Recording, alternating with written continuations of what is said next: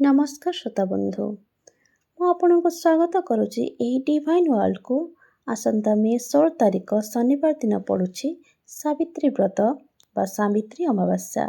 आसंतु आलोचना करिबा एही व्रत को आपण माने किपरि पालन करिवे। जणे पतिव्रता नारी चाहिले असंभव को मध्य संभव करिथाए।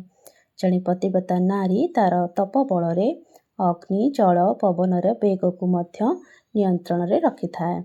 जणे प्रतिव्रता नारी तार तप बलरे स्वामीर जीवन जमंग ठारू मध्य आनीपारे।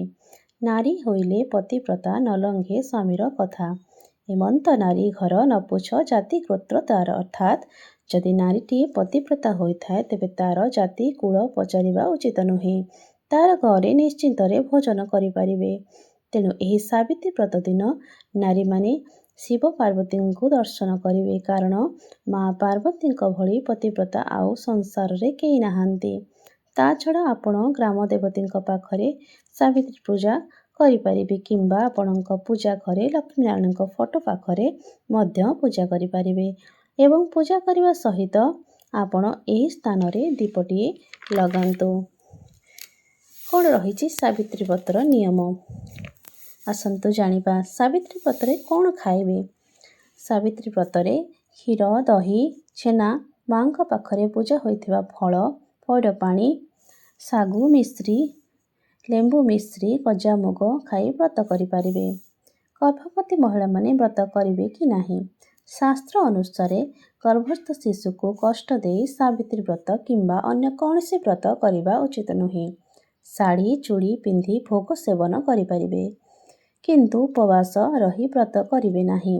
खाई पी व्रत करिवे, जेमिति कि परोटा पूरी बिना पियाज रसुण तरकारी। कौन खाइबे नाही। सावित्री व्रतरे पाक होइथिबा खाद्य खाइबे नाही। सावित्री व्रत काहा नामरे गंठी पका जाए।